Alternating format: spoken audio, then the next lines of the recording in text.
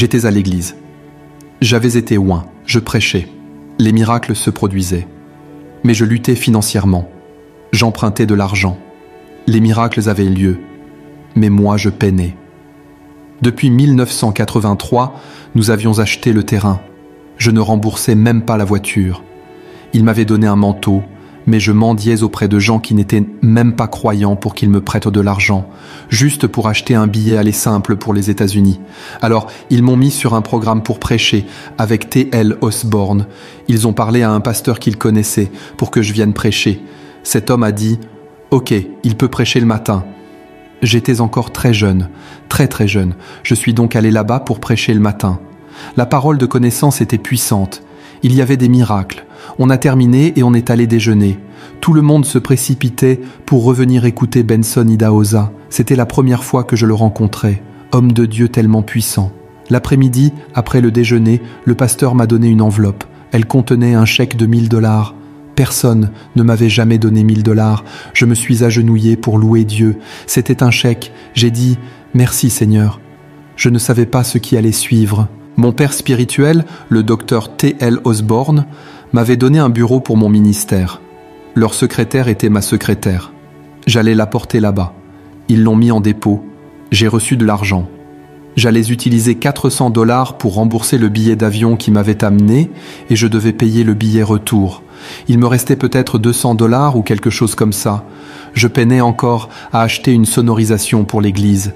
Et voilà qu'arrive un homme très grand, très nigérian, avec un accent typique. C'était Benson Idahosa. Nous étions les deux seuls hommes noirs dans cette église. Il s'est retourné et a dit « Tu dois être Robert Kayanja, l'Ougandaise ». J'ai dit « Oui, monsieur ». Je me suis assis avec le pasteur et sa femme, et ils l'ont appelé pour prêcher. Puis il a commencé à prêcher. Tout le monde s'est levé, des gens blancs. La faveur que cet homme avait, c'était incroyable. La foi avec laquelle il opérait. J'ai dit, il est vêtu d'une tenue traditionnelle nigériane. Je pense que j'ai besoin d'une tenue nigériane moi aussi. Quand tu portes ça, les choses bougent, les miracles arrivent. Puis il a dit, nous devons aider cette église à être achevée. Aujourd'hui, c'est le jour où l'on paie tout. Tout le monde dans cette pièce, nous allons tous contribuer. C'était en 1986 que cela se passait. Tout le monde va donner. J'ai dit, ok. Dites-le aux Américains, ce sont eux qui ont l'argent.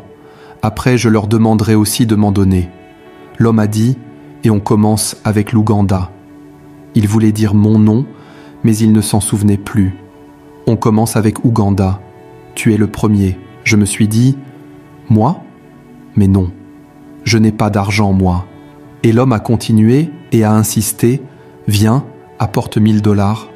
J'ai dit, je ne les ai pas. Il a dit, tu les as dans ta poche arrière. J'avais mis l'enveloppe dans ma poche, j'avais même bien serré ma ceinture. C'était ma vie, ma survie qui dépendait de cet argent. Je me suis demandé, mais comment cet homme a-t-il su ? Je me suis dit, pourquoi est-ce qu'il me fait ça ? Est-ce que c'est parce qu'il veut que je donne ? Le diable commençait à m'attaquer dans mon esprit. Toutes sortes de pensées surgissaient et je n'avais pas l'argent. J'ai dit, tu es nigérian, moi je suis ougandais, laisse-moi tranquille. Tu sais, tu réalises que tu es vraiment dans la galère quand tu commences à t'exclure toi-même. On parle de Dieu à l'église et toi tu commences à dire, ceux-là sont riches, moi je suis pauvre. Tu commences à penser, celui-là a des connexions, moi je n'en ai pas. C'est comme ça que le diable commence. Tu commences à t'éliminer toi-même. Puis une femme s'est levée pour me sauver. Elle a dit, il semble qu'il n'a pas l'argent. Moi j'ai $850. Il y avait même des pièces. Elle voulait donner à ma place. Il a frappé l'argent au visage de cette femme blanche. Il ne faut jamais faire ça. Il a dit, vous êtes venus en Afrique, vous nous avez réduits en esclavage. Et même quand Dieu essaie de nous délivrer ici, vous venez encore nous aider. C'est pour ça que vous nous donnez des habits usagés.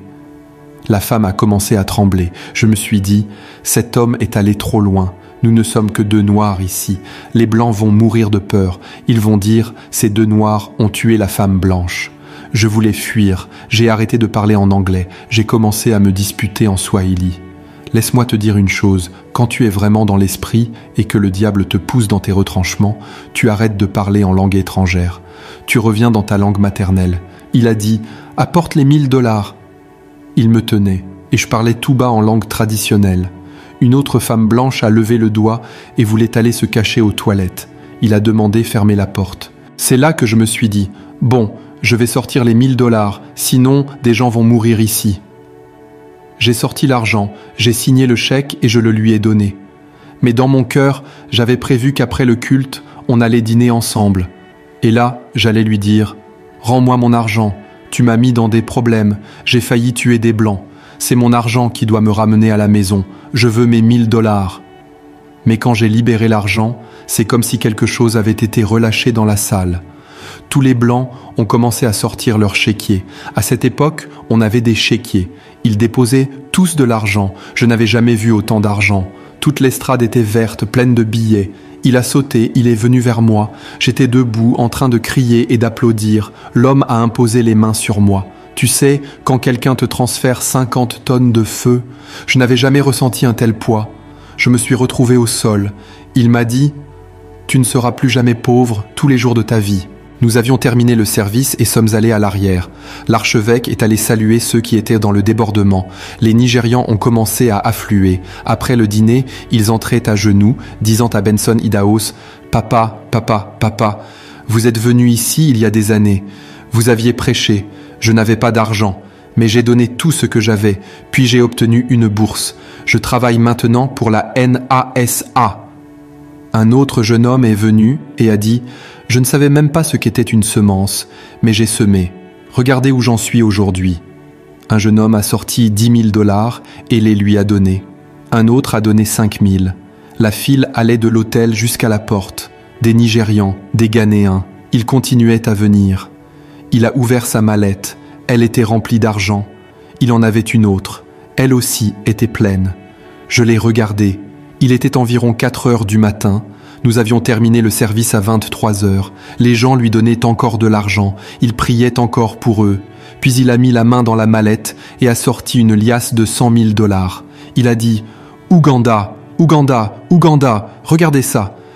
Je pensais qu'il allait me donner l'argent. Mais tu sais, le diable, quand il parle à un chrétien, il parle comme un chrétien. Il disait des choses comme « Tu as semé. Voici ta moisson. On va te donner une partie de cet argent. Tu as cru pour la récolte, maintenant c'est le moment. » Mais ce n'était pas encore le moment. Benson Idahosa a remis les 100 000 $ dans la mallette, puis il a ressorti une autre liasse de 100 000 $, puis il l'a remise, encore et encore. Il faisait juste défiler les billets. Je voulais lui dire « Mon ami, viens sur le côté. Je dois te chuchoter quelque chose, mon 1000 $. Est-ce qu'ils m'ont oublié ?» Mais l'homme continuait de prier pour les gens. Comme nous étions dans le même hôtel, je me suis dit « Je le verrai au petit déjeuner, je lui parlerai là-bas. Je lui expliquerai nos problèmes, peut-être qu'il me comprendra, et j'espérais aussi qu'il m'avait dit qu'il viendra en Ouganda. Il m'avait dit « Je viens en Ouganda, mon frère, pour toi. » J'ai dit « Pas de problème. Mes frères et sœurs, je suis allé dormir. Je me suis réveillé à 6 heures. Quand tu as des dettes, même si c'est toi qu'on doit rembourser, tu te lèves tôt, comme un débiteur. J'ai commencé à répéter ce que j'allais lui dire. Ces 1000 $, c'était pour ma dîme. J'ai aussi besoin de haut-parleurs. Nous construisons l'église. Nous avons acheté un terrain. Nous avons des besoins. Tu te mets à parler tout seul comme un fou. À 7 heures, je suis allé prendre le petit déjeuner. J'ai mangé. J'ai attendu l'archevêque Idahosa. Il n'est pas venu. À 8 heures, un pasteur est venu nous faire le check-out. Je lui ai demandé « Vous l'avez vu ?» Il a dit « Dès qu'il a fini de prier pour les Nigérians, il est parti. Il est déjà en route pour le Nigeria. » J'ai dit « Cet homme, comme ça, parti ?» Il est parti. Dieu est parti avec lui. Il a donné mon argent aux Blancs et il a reçu de l'argent des Noirs. Je n'avais même pas de quoi rentrer chez moi. Je me demandais si je pouvais parler au pasteur, mais je n'avais nulle part où aller. Je ne savais pas quelle serait ma prochaine étape. Pendant que j'étais là, le pasteur Woodwalker d'Atlanta est arrivé. Il a dit « Oh, c'est toi que j'attendais. Je pensais que tu étais déjà reparti. Quand tu as prêché le matin, ma femme et moi, notre église est petite, mais nous voulons que tu viennes. On fera tout ce qu'on peut. Tu vois, Satan est mauvais. » J'ai dit « Cet homme, comme ça, parti ?» Il est parti. Dieu est parti avec lui. Il a donné mon argent aux Blancs Et il a reçu de l'argent des Noirs. Je n'avais même pas de quoi rentrer chez moi. Je me demandais si je pouvais parler au pasteur, mais je n'avais nulle part où aller. Je ne savais pas quelle serait ma prochaine étape. Pendant que j'étais là, le pasteur Wood Walker d'Atlanta est arrivé. Il a dit « Oh, c'est toi que j'attendais. Je pensais que tu étais reparti. Quand tu as prêché le matin, ma femme et moi, notre église est petite, mais nous voulons que tu viennes. » Walker était noir. Tu aurais cru que ce sont les Blancs qui avaient en l'argent. Mais quand Satan veut te détruire, il t'amène à être amer. Il te fait penser, ce sont les Blancs qui ont l'argent, ce sont eux qui ont ta moisson. J'étais découragé. Je n'avais nulle part où aller. Je n'avais pas d'argent. J'ai dit, laisse-moi d'abord parler à Dieu de cette invitation.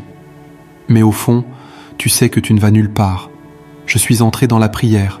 Après environ 15 minutes, le Saint-Esprit m'a dit, vas-y, dis-lui qu'il t'emmène. Il m'a conduit de la Caroline du Nord jusqu'à Atlanta. Il m'a logé dans la suite présidentielle. Tu dois comprendre, en Ouganda, on n'avait pas de suite présidentielle. Tout avait été bombardé. Il n'y avait pas de bons hôtels. Ils m'ont dit, ce sont des suites pour les présidents, pour dormir, pour manger. Quand je suis entré dans la chambre, j'ai vu des choses que je n'avais jamais vues. Il y avait une baignoire, une télévision, une grande chambre avec plusieurs pièces attachées, une cuisine. Ils m'ont dit, tout cela est à toi. Si tu veux commander quelque chose, utilise ce téléphone. Tu peux même profiter du jacuzzi. J'ai dit, jacuzzi? Qu'est-ce que c'est? Ça fait quoi? Est-ce que je vais casser quelque chose? Est-ce qu'ils vont m'arrêter si je touche? Ils m'ont dit, mets du sel, fais ceci. Tu sais comment les Blancs expliquent tout avec leurs accents sophistiqués. J'ai dit, écrivez tout. Écrivez les instructions. Ils m'ont tout expliqué. Non, je ne veux rien casser. Ils sont partis. Même les chambres des assistants avaient des lits. Ils m'ont dit, tu vas prêcher ensuite, puis on t'enverra. J'ai dit, tu sais quoi? Laisse-moi en profiter. J'ai d'abord dormi dans le lit principal. Après la prière, j'ai dormi dans un autre lit. Puis avant l'aube, j'ai dormi dans un troisième lit. Je voulais être sûr d'avoir bien utilisé ma faveur, de bien jouir de chaque dollar. Nous sommes allés au service. Le Seigneur s'est manifesté. Des églises voisines d'une ville appelée Garrett sont venues. Des miracles ont eu lieu. Toutes les églises ont participé. Le pasteur a dit, on n'a jamais vu ça. On ne peut pas arrêter. Alors on a continué. Lundi, mardi, mercredi. Je n'avais nulle part où aller, mais maintenant le Seigneur avait ouvert une porte. J'ai dit, je vais prêcher. Et le Seigneur s'est encore manifesté. Il a vraiment accompli des miracles. Le dimanche soir, à la fin, ils m'ont dit « Nous voulons que tu viennes organiser un réveil chaque année. Le message que tu as prêché. On a même reçu de l'argent pour aller dans l'endroit que tu avais prophétisé. » Le Seigneur m'avait montré un lieu où ils allaient relocaliser l'église. Maintenant, nous avions l'argent. Des gens avaient voulu prendre ce lieu, mais nous n'avions pas les fonds. Maintenant, on pouvait le prendre. L'argent récolté pendant ce programme était suffisant. Le pasteur a sorti 3 enveloppes. L'une contenait 3 000 $. Je ne leur avais même pas dit que je n'avais pas de billets pour rentrer. Il a dit, ces 3 000 $, c'est pour ton voyage. Rappelle-toi, je pleurais pour 1 000 $. Il a sorti la deuxième enveloppe, 7 000 $. Il a dit, c'est pour toi personnellement. Puis il a sorti un chèque de 25 000 $. Tu avais parlé d'un camion, on a commencé avec ça. Cet endroit était inondé, on l'a acheté et il fonctionne encore. Il roule toujours, ils ont changé la plaque, mais elle est encore marquée 450. Il m'a donné un chèque de 25 000 $. Et d'ailleurs, Benson Idahosa est revenu. Il vient de prêcher ce soir au chapiteau. Il est revenu cet après-midi. Tu veux que je l'appelle? S'il te plaît, non. Ne m'aide pas. Ne l'appelle pas. Il risquerait encore de me dire de tout donner. Je me suis dit, le Seigneur a commencé à accomplir des miracles à nouveau. C'est là que j'ai rencontré la pasteure Jessica. La bénédiction que Dieu va te donner n'est pas seulement financière. L'ennemi dit souvent, si tu donnes cet argent, tu vas devenir pauvre. Cet esprit cherche à t'atteindre avec la pauvreté. Certains manipulent les offrandes que les gens donnent à l'église. J'ai lu dans le New Vision, extorsion, escroquerie. Ils prennent l'argent des gens, mais ils ne connaissent pas l'histoire de l'Ouganda.